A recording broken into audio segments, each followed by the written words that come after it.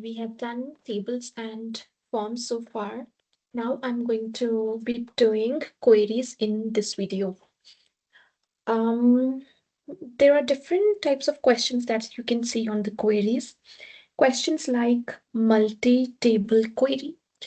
Multi-table query means that in a query, you have created using multiple tables at the same time. So I'll show you how to do that.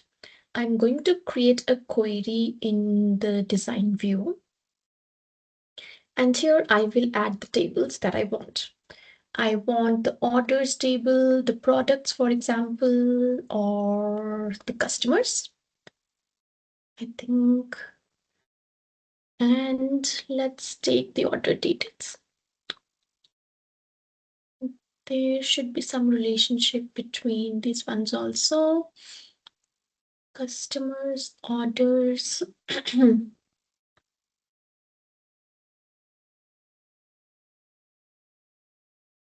All right, let's just take these ones because I want to use the ones that have some relationship between them. So I'm just going to use these. Multi-table query, you have more than two tables in a query. Then you can see a very simple question there where they ask you to move particular fields from all the tables. So I want to see who has created these orders. So for each salesperson, I want their sales rep ID. What is the customer name that they sold the product to? And what is the order number? Let's do order ID. And that is it. That is multi-table query. So you are using, we have not input any criteria in here at all. This is a very basic query where you just want to get the data from different tables, compile them together in a single table and see the corresponding results. Now, you can have questions on a criteria also where you will have to input something in the criteria row. Like for example, if they have a question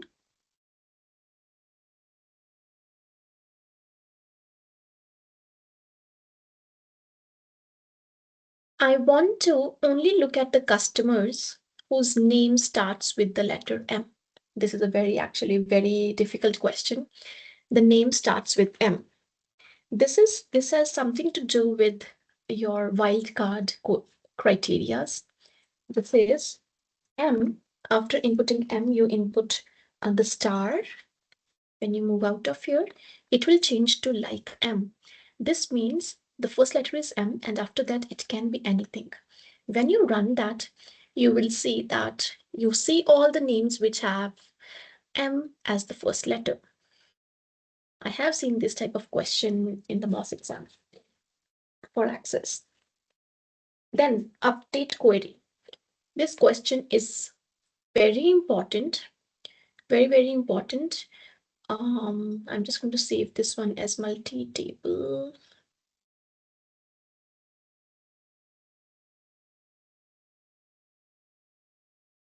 Actually, I had it already.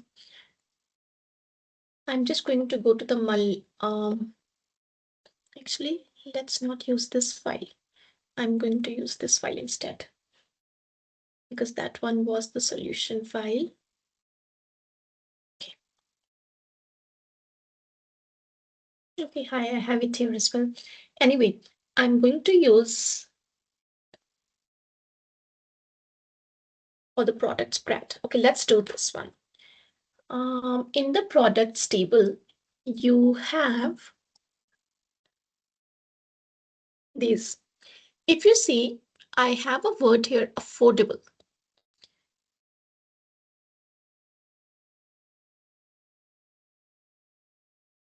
I have decided that I do not want to use the afford day. I want to use the full word that is affordable. And I want to update this name. Now you have to be very careful while doing that. You can update anything using the queries. You can update in the products table also, but you will have to do that individually for each and every record. But what you want is actually do that for all of them together at the same time. So that's when the action queries come in use. So I'm going to use the query. I will move the products table in here.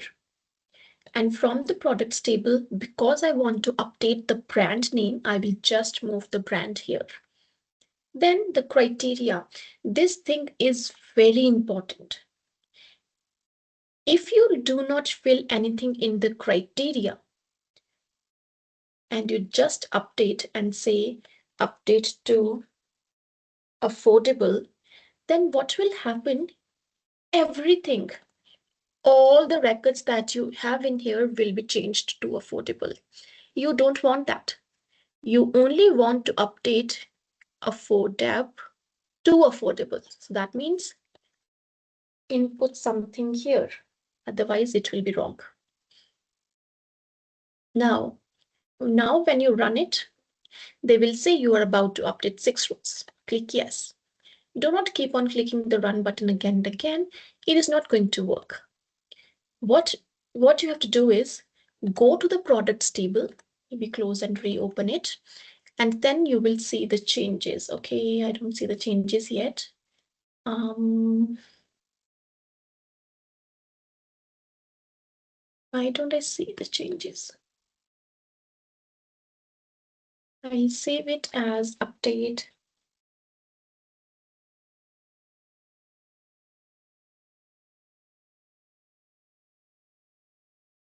Let me look if the settings are not correct. Okay, the field size is set to 8. I'll just change it to 15 so that we can see the full value, full name. Okay. Oh, I don't see it still. What else is wrong here? Default value required.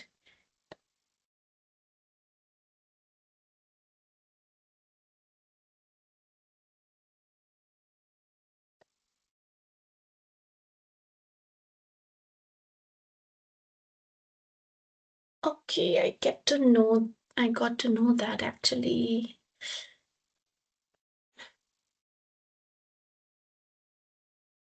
I'm actually going to try it on some different one, not on this one. The reason is, if you see, this one has the lookup list in it. So I don't want to change that. It is accepting new values though. I'm going to take another example, not this one, okay? Let's take another example because that has a lookup wizard applied on it, so that's why it's not working. Let's take another one that is, I don't like this one also.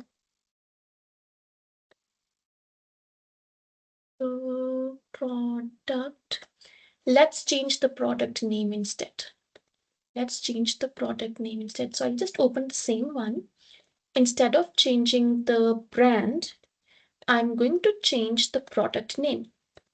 Let's choose which one I want to choose. I want to change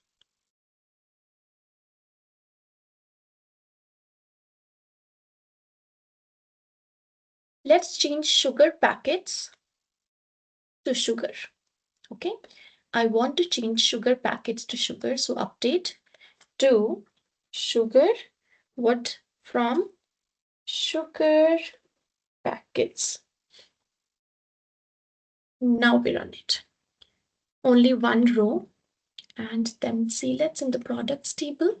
Sugar products has been changed to sugar. This is how you're supposed to use the update.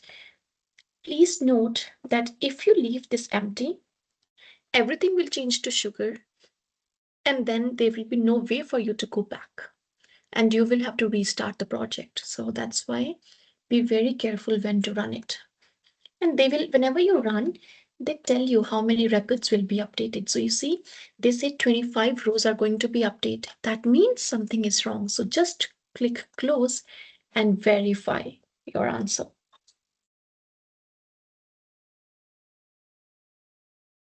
Then is modifying existing query with criteria. So that means the query already exists. You just have to modify the criteria. So if you see, they will ask you questions like,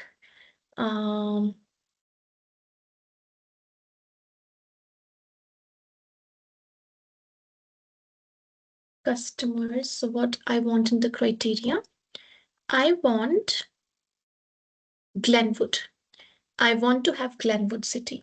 So if you want a city, you will have to input anything in here.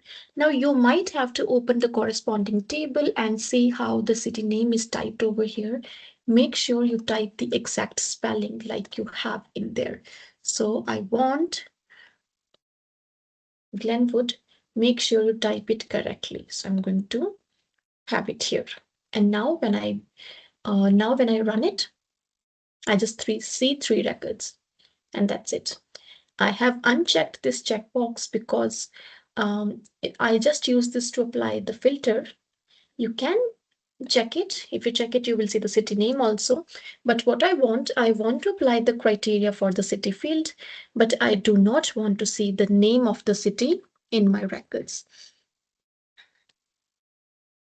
Decimal places in query, where you have any value that is in decimals, that is in amount, and you want to have that value in decimals. So let's look at,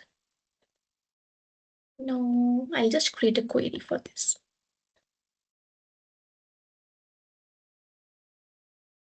Create query design. I think I can use orders, product. Let's use product because product has cost in it. And I can change that into decimals.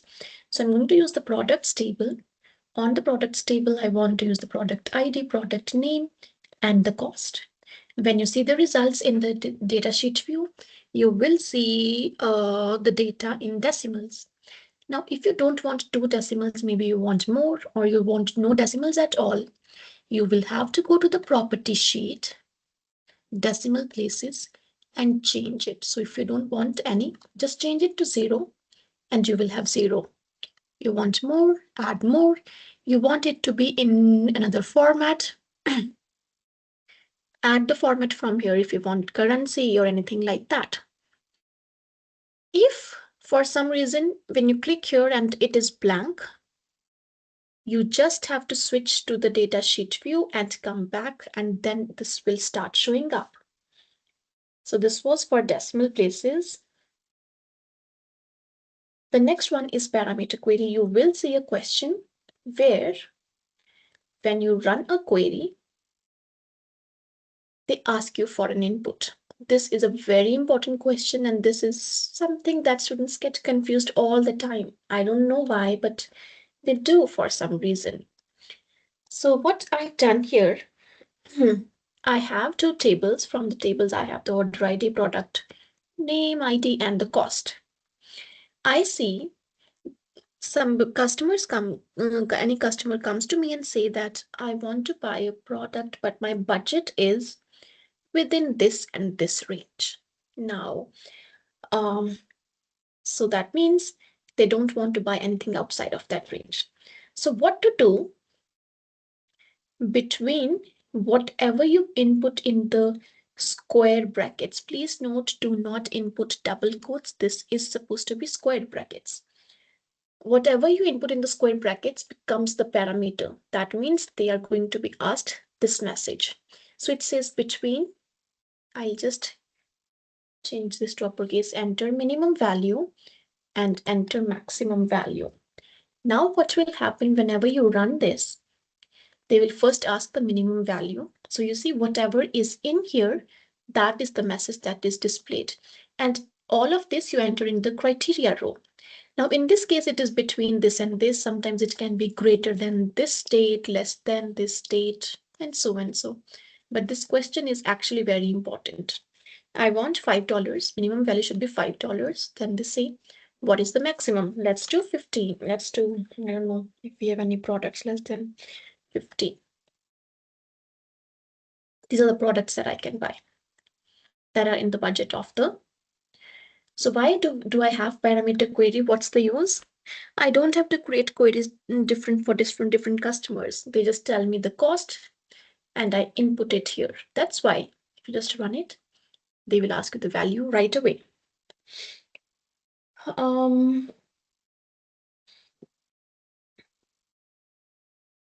After that, we have cross-tab query. We create cross-tab query using the create query wizard.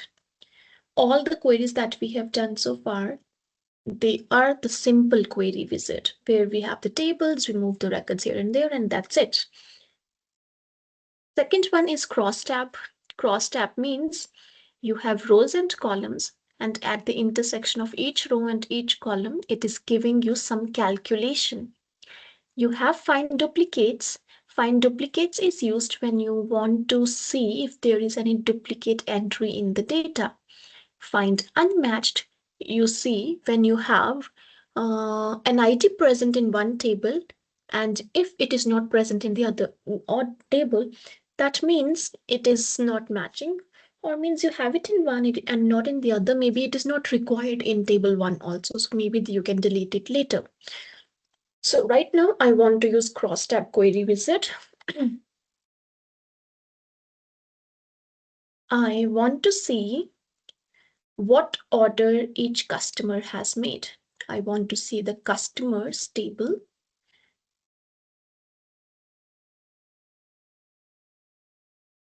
And which values do you want as headings? I want to have the customer name in the rows. Then this will be given to you in the question. So you just have to read from here and fill it out as you go.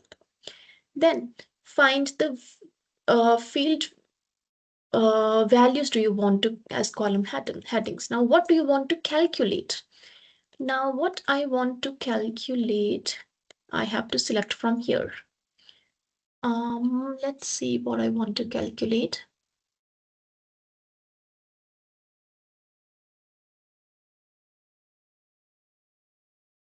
Service start date.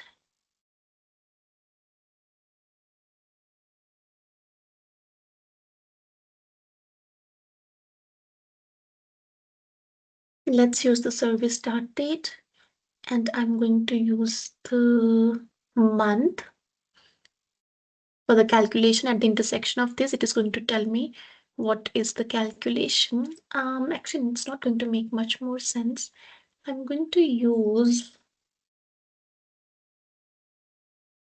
this table is not very useful. Let's use the products. Yes, product name. I'm going to use in here, and then the cost I will use as the column headings, and at the intersection of the column and the row, I'm going to calculate the average cost of product. Next, finish. So what happens? They create a matrix of rows and columns, and this is how the cross-tab looks like. Ceramic mug, it is $11, and that is the cost in here. Now, I have created this, and then I got to know that maybe this is not very useful, which means you can edit it. You can go to the design view and change whatever you want to change. For example, you have the row heading, column heading here. Maybe you don't want to calculate the average of the cost. Maybe you want to calculate something else. Maybe you want to see how many you have on hand. And that's it. When you run it, it looks like this. Actually, this is more reasonable. This one is cross-tab. So for the queries perspective, what are the important ones? Multiple tables query, update query, modifying existing query with a criteria, adding decimal places in the queries property sheet, parameter value in the query, and cross-tab query. So these questions are very important from the queries perspective.